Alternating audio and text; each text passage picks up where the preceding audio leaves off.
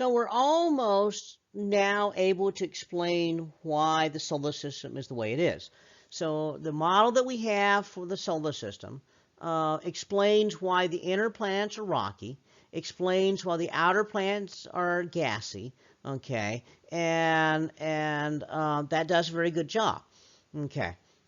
It also explains the spacing because the small planets have less gravity than big planets. So the big planets, because they all form the outer solar system, their gravity is so big they disrupt the orbit of everything nearby, and so no other planet can be nearby them.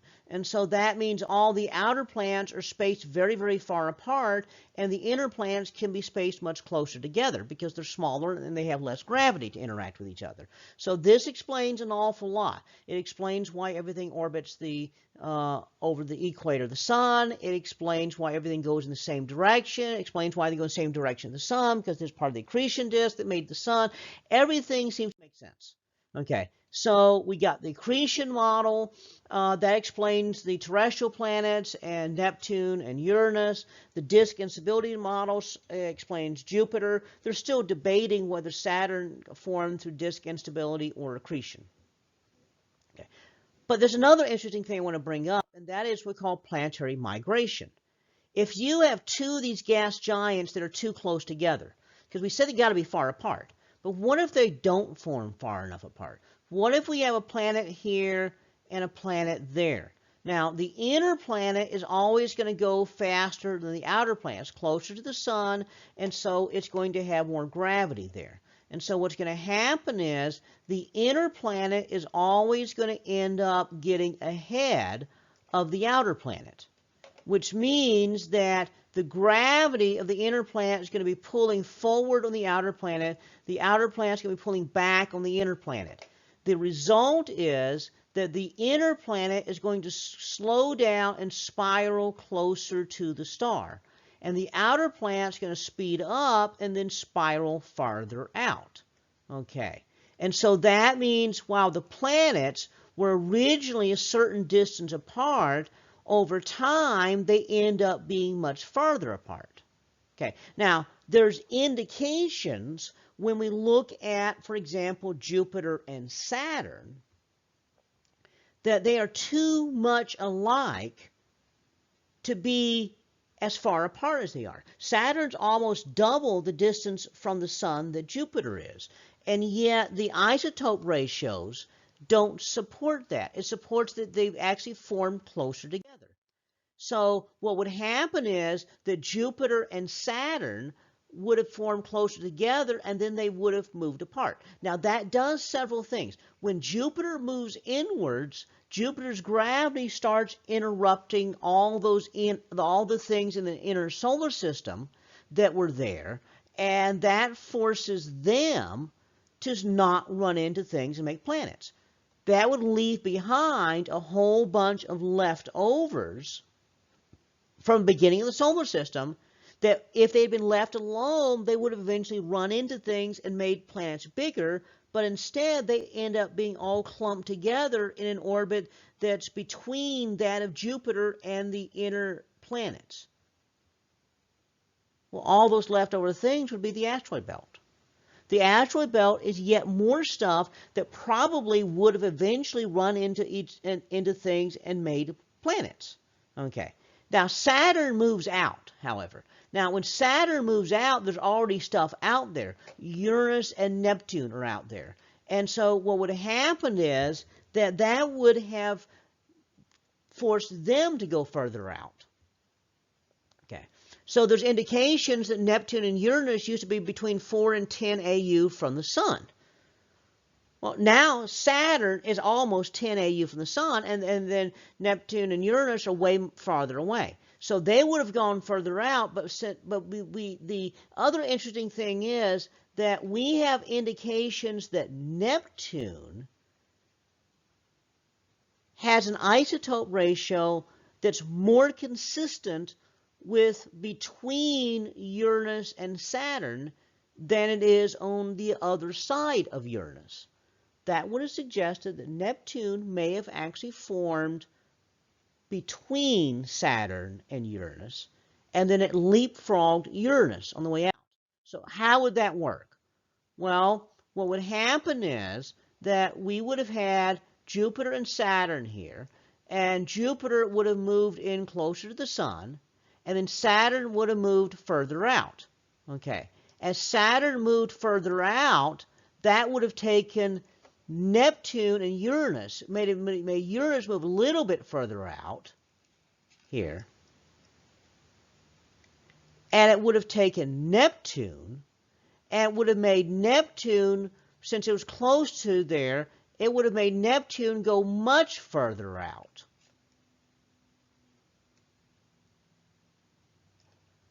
So they would have leapfrogged past each other. So the solar system used to have Neptune closer to the sun than Uranus, but Uranus moved a little way out, and Neptune moved a long way out. And it actually went farther out than Uranus. So as those worlds moved out, all the little icy planetesimals that were out there running into each other to build planets bigger got thrown way out in disturbed orbits, orbits that were way out there beyond Neptune, and those orbits would actually be tilted really weird, and very elliptical orbits, just like Pluto, and just like Eris, and just like Makemake, and just like Haumea. These things that are these icy objects that are out beyond Neptune. And so those objects most likely were those planetesimals that used to be out there running around trying to make planets.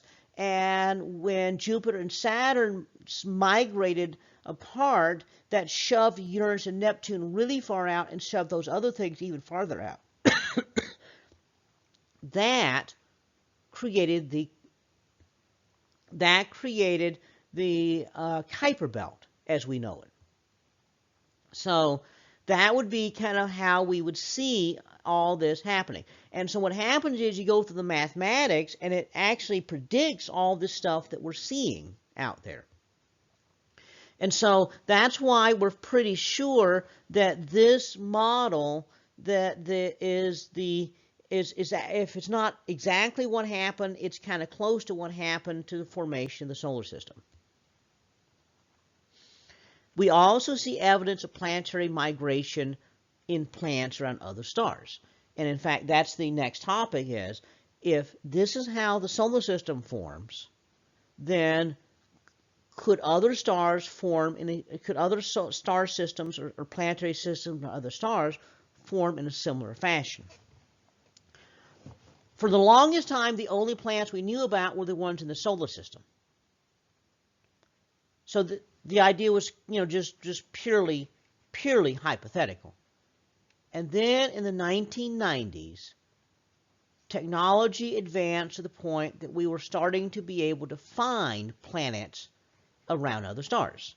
And at that point, we really started the process of trying to understand how planets form.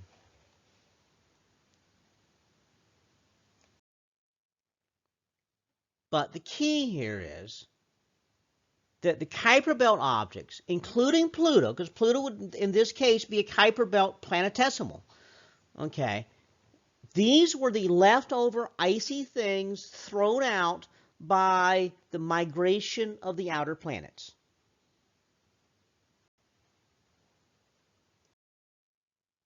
That migration also explains why Pluto's orbit is so ridiculously tilted with respect to everything else. Because when it's thrown out there, it's not just thrown straight out.